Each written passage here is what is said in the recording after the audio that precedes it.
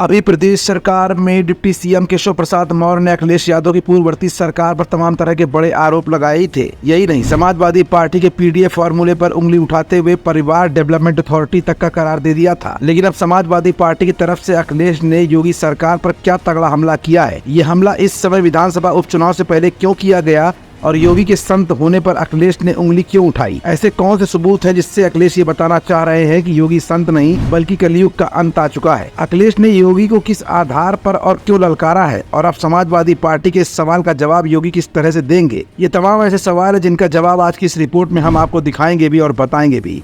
दरअसल समाजवादी पार्टी के मुखिया अखिलेश यादव ने योगी सरकार पर तीखे प्रहार किए हैं। अखिलेश ने सीएम योगी आदित्यनाथ के सियासी बयानों को लेकर कड़ी प्रतिक्रिया दी है। अखिलेश ने सीएम योगी के तमाम आरोपों पर पलटवार किया। सपा अध्यक्ष अखिलेश यादव ने सीएम योगी के बयानों पर पलटवार करते हुए कहा कि अब सीएम की भाषा बदल गई है। मन की कुटिलता ही वचन की कटुता बनती है। जिन्होंने खुद के ऊपर से सच्चे मुकदमे हटाए हों और दूसरों के ऊपर झूठे मुकदमे लगाए हों, वो जितना कम बोलेंगे उतनी ही उनकी सच्चाई छुपी रहेगी। जो अपने से बड़ा किसी को नहीं समझते वो कैसे योगी हैं। यहाँ तो सब उल्टा हो रहा है। पूर्व सीएम ने कहा कि एनकाउंटर वाली सरकार का काउंटडाउन शुरू हो गया है। अब वो सरकार में उतने ही रहेंगे जितने वो रह चुके हैं। इसी वजह से उनकी भाषा बदल गई है। उनके सोचने समझने का तरीका और नजरिया दोनों ही बदलता जा रहा है। हमारे यहाँ कहा जाता है कि जो जितना बड़ा संत होता है वो उतना ही कम बोलता है। जब बोलता है तो जन कल्याण के लिए बोलता है, इसलिए उनके वचन प्रवचन कहलाते हैं। यहाँ तो सब उल्टा है, इसलिए उनकी योग्यता की परीक्षा करानी पड़ेगी। जिस तरह की भाषा का इस्तेमाल हो रहा है उससे लग रहा है कि उनकी योग्यता की भी जांच होनी चाहिए। व्यक्ति वस्त्र से नहीं, व्यक्ति वचन से योगी होता है। जो लोग हमेशा अमृत काल को याद दिलाते हैं, ये आजादी का नहीं बर्बादी का अमृत काल है। कलयुग में सब उल्टा होता है। मृदुभाषी वाचाल बन गए हैं। आजकल सत्य वचनी झूठे प्रचार कर रहे हैं। अभय निवारण करने वाले भय का प्रचार कर रहे हैं। सपा अध्यक्ष ने आगे कहा कि एनकाउंटर वाली सरकार की उल्टी गिनती अब शुरू हो गई है। इसकी शुरुआत उपचुनाव से हो जाएगी।